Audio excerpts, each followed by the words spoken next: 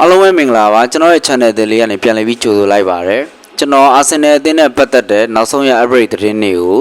တင်ဆက်ပေးသွားမှာဖြစ်ပါတယ်ပထမဆုံးသတင်းတစ်ပုဒ်အနေနဲ့အာဆင်နယ်အသင်းဟာ Brentford ကွင်းလယ် DM ကစားသမားဖြစ်တဲ့နော်ကတ်ကိုပေါင် 9.5 သန်းနဲ့ခေါ်ယူနိုင်ခဲ့ပြီလို့သိရပါတယ်တချို့ report တွေမှာဆိုရင်ပေါင် 10 သန်းလို့လည်းကျွန်တော်တို့ဖော်ပြထားလို့တွေ့ရှိရပါတယ်တစ်ဆက်တည်းမှာပဲအာဆင်နယ်ဘယ်နောက်ခံ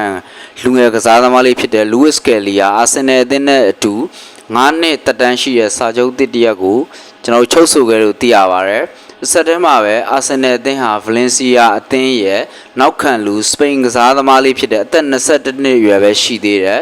Christian Mosquera ကိုခေါ်ယူနိုင်ဖို့အတွက်ကိုအဆက်မပြတ်ဆက်သွယ်မှုတွေပြုလုပ်ခဲ့တယ်လို့ဒီနေ့ညဦးပိုင်းသတင်းတွေရကျွန်တော်သိရှိရပါတယ်ဒီကစားသမားလေးဟာကျွန်တော်တို့ CB နေရာမှာရောကျွန်တော်တို့ညာဝင်းနေရာမှာ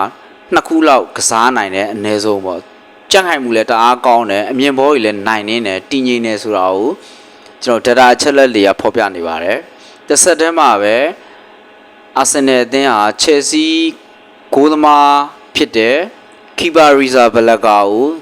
ဒီကနေ့မှာစစ်စစ်မှုတွေပြုလုပ်ခဲ့လို့သိရှိရတယ်စစ်စစ်မှုကလည်းအောင်မြင်ခဲ့လို့သိရပါတယ်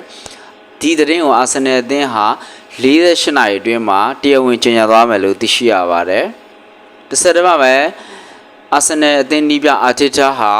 လာမယ့်ဇူလိုင်19ရက်စင်ကာပူမှာကစားမယ်ချစ်ကြည်ရေးချစ်စမ်းပွဲတွေမတိုင်ခင်မှာတိုက်စစ်မှုအနည်းဆုံး2ဦးအထိခေါ်ယူပေးနိုင်မှုအသင်းကိုဖိအားပေးတောင်းဆိုထားတယ်လို့သိရပါတယ်အာတီတာနဲ့အာဆင်နယ်အသင်းရဲ့အဓိကပြစ်မှတ်ကအရင်အတိုင်းပါပဲဟိုလိုဒီလိုသတင်းတွေထွက်နေခဲ့ပြီမဲ့ကျွန်တော်တို့နောက်ဆုံး update ရတဲ့သတင်းတွေအရဆိုရင်တော့ Benjamin Sesko ဆိုတာကိုပြောင်းလဲမှုမရှိသေးပါဘူးအဓိကတိုက်စစ်ကစားသမားအဖြစ် Benjamin Sesko လို့ပဲသတ်မှတ်ထားတာကိုကျွန်တော်တို့ report တွေကဖော်ပြထားပါတယ်ဒီ Benjamin Sesko နဲ့ပတ်သက်ပြီးနောက်ဆုံးထွက်လာတဲ့သတင်းတွေအရဆိုရင်ဒီကစားသမားဖြစ်သူဟာပြီးခဲ့တဲ့ရက်ပိုင်းတွေကထွက်ထားတဲ့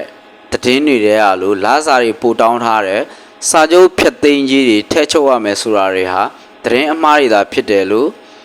ကျွန်တော်သိရတယ်ပေါ့ live စစ်အသင်းရဲ့ပြောင်းရွှေ့ရေးအရန်ကိုပို့ပြီးတော့လိုအပ်တာတဲ့ပို့ပြီးတောင်းဆိုမှုတွေကြောင်းသာလဲအာဆင်နယ်အသင်းအနေနဲ့ခေါ်ယူဖို့ကြံ့ကြာနေခြင်းသာဖြစ်တယ်လို့ကျွန်တော်တို့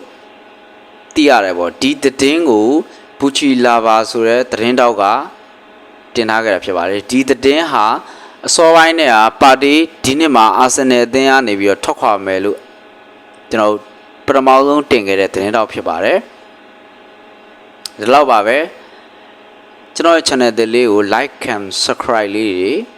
လုပ်ချင်းအပြင်ကျွန်တော်ကိုကူညီလို့ရပါတယ်ကျွန်တော်အကောင်းဆုံးကြိုးစားသွားပါမယ်လောမှာလိုအပ်မှုနားလည်မှုလေးရှိရင်လည်းကျွန်တော်နားလည်ပေးကြပါလို့ဘော်ရာတို့တောင်းဆိုပါတယ် request လည်းလုပ်ပါတယ်အားလုံးကျေးဇူးတင်ပါတယ်ခင်ဗျာ